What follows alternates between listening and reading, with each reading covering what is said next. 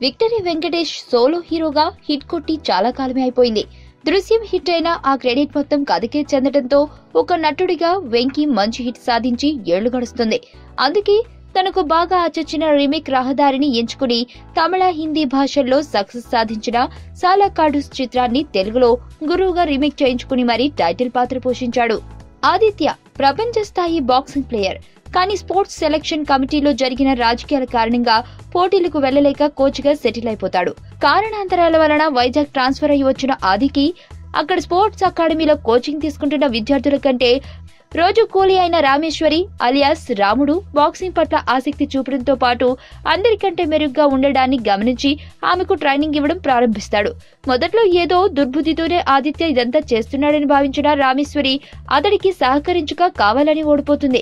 కానీ తర్వాత నిజం తెలుసుకుని సీరియస్ గా ట్రైనింగ్ తీసుకోవడం మొదలు పెడుతుంది. రామేశ్వరి నేషనల్ లెవెల్ ప్లేయర్ గా తీర్చిదిద్దడమే ధ్యేయంగా ముందుకు సాగుతున్న ఆదిత్యకు మరోమారు అడ్డంకిగా నిలుస్తాడు సెలక్షన్ కమిటీ చైర్మన్ దేవ్ కత్రే. ఈ ఇబ్బందులను ఆదిత్య ఎలా జయించాడు, తన ప్రియ శిష్యురాలిని ఛాంపియన్ గా ఎలా తీర్చిదిద్దాడు అనేది గురు సినిమా చూసి తెలుసుకోవాల్సిన విషయం. నిన్న మొన్నటి వరకు వెంకటేష్ ను ఫ్యామిలీ హీరోగా చూసి అలవాటైపోయిన ప్రేక్షకులకు కరుకుగా గురుడిగా ఆశ్చర్యం కలిగిస్తాడు వెంకీ. వేషధారణ మొదలుకుని హావభావాల ప్రదర్శన వరకు ప్రతి విషయంలోనూ పరిణితి ప్రదర్శించాడు. ఒరిజినల్ లో నటించిన మాధవన్ ను బీట్ చేయలేకపోయాడనుకోండి, కానీ తనదైన శైలిలో ఎమోషన్స్ ను పండించిన తీరు మాత్రం ప్రశంసనీయం.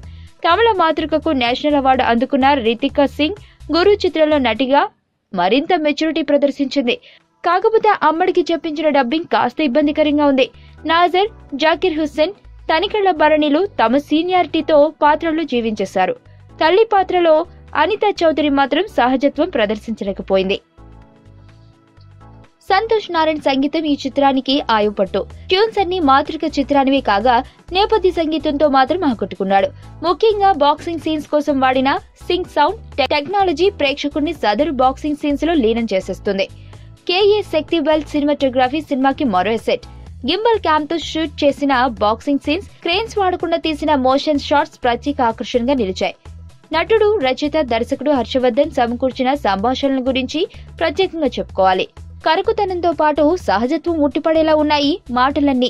ఒక ఇద్దరు వ్యక్తులు మాట్లాడుకున్నట్లే ఉన్నాయి, కానీ ఎక్కడా అతి అనిపించదు.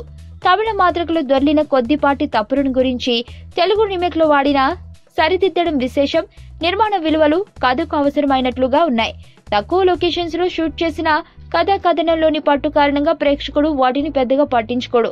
దర్శకురాలు సుధా కొంగర 5 ఏళ్ల పాటు కష్టపడి రాసుకున్న కథ ఇది. మంచి స్క్రీన్ ప్లే, అంతకు మించి మంచి నటీనటులు తోడవడంతో గురు సినిమా ఒక పారదర్శక చిత్రంగా తయారైంది. భవిష్యత్తులో తెలుగులోనూ వైవిధ్యమైన చిత్రాలు రూపొందించడానికి గురు నాంది పలికింది. ఫార్ములా ప్రకారం సినిమాలన్నీ 2.5 గంటలు సాగదీయకుండా 2 గంటల్లో కథను ముగించిన తీరు ప్రశంసనీయం. ప్రతి ఫ్రేమ్ లోనూ దర్శకురాలిగా తన మార్క్ వేసింది సుధా కొంగర. హిందీలో దంగల్ చూసి అరే ఇలాంటి సినిమా తెలుగులోనూ వస్తే బాగుండు అని బాధపడిన తెలుగు ప్రేక్షకుడికి దొరికిన సమాధానమే గురు. దంగల్ స్థాయిలో లేకపోయినా ఆ స్థాయి ఎమోషన్స్ ను మాత్రం క్రియేట్ చేయగలిగింది. ఒక నటుడిగా వెంకీ ట్రాన్స్ఫర్మేషన్ ఈ చిత్రానికి ప్రత్యేక ఆకర్షణగా నిలుస్తుంది.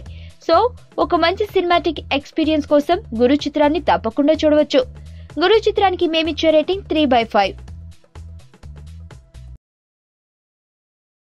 సుబ్బు, నీకు తెలుసా, నాకు ఎర్లీ మార్నింగ్ ఒక కల వచ్చింది.